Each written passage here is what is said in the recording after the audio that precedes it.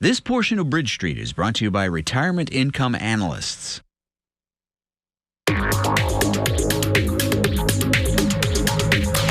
Well, a sound retirement can be derailed for many reasons, but preparation can be key to avoiding some of those common roadblocks. That's right. Chip Coughlin of the Retirement Income Analysts is here with advice on how to stay on track as you prepare for your retirement. Good morning. Welcome to Bridge Street. Thank you for having me.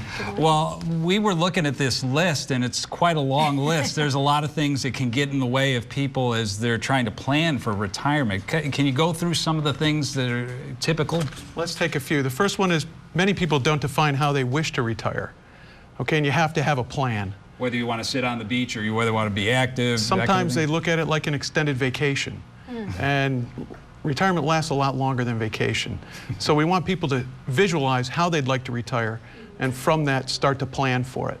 And planning at an early age makes the planning process a lot easier. Well, that was my next question. I mean, is it ever too early? I mean, when should somebody start planning? As soon as you get your first job, you should start planning with your budget to take out about 15% of your income. Now, that's not to be rich, just economically successful. Okay. And it should be in the form of the retirement plan where you work. And they might have a match, and I want you to get that match. I encourage everybody to get the minimum maximum. The minimum you can put in to get the maximum match. That's a great place to start. Well, and that's one of the roadblocks, right? One of the things that people maybe don't do that could help them. Right. They don't participate in their employer's retirement plan, and I think that's very important. And you're going to have retirement plans throughout your lifetime, and you want to make sure you roll one to the next each time, because many people take the money out of the retirement plan and they never put it back. They pay the tax, they pay the penalty, and they get to retirement and they've got nothing. Wow, even though that they're going to get that penalty, they end up spending it. They do. About 22 to 27% of people do that. And it's really improper planning, and they're really not thinking and planning for the future. Another one on the list that I think is interesting is, people don't plan for the unexpected. So what do you mean by that? Okay. We like our clients to have an emergency fund, and sometimes we call it an opportunity fund.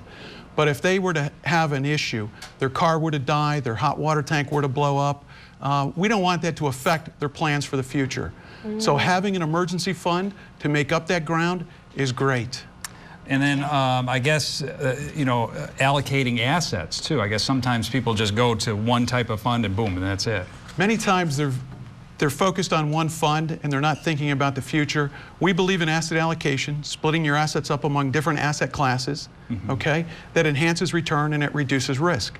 But as you get closer to retirement, you have to take some wind out of the sails. Yeah. You got to reduce your stock holdings, increase your bond holdings. Not completely, but a little bit, because you don't want a sequence of poor returns right before retirement to spoil your retirement. Yeah.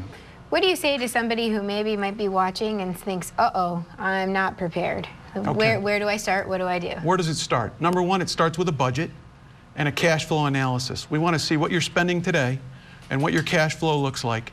Then we'll look at the retirement plans you have already or what you've got through your employer, and we'll start to make a plan. A little bit of money over a long period of time will give you great results. So it's all going to compound and compound interest. It's one of the strongest forces in nature. Yeah, and so it's going to build everything. And then finally, I guess one of the things is people don't plan their estate as well as they get toward retirement as well. Well, right? Absolutely true. We see clients that haven't updated their wills that they drew 30 years ago.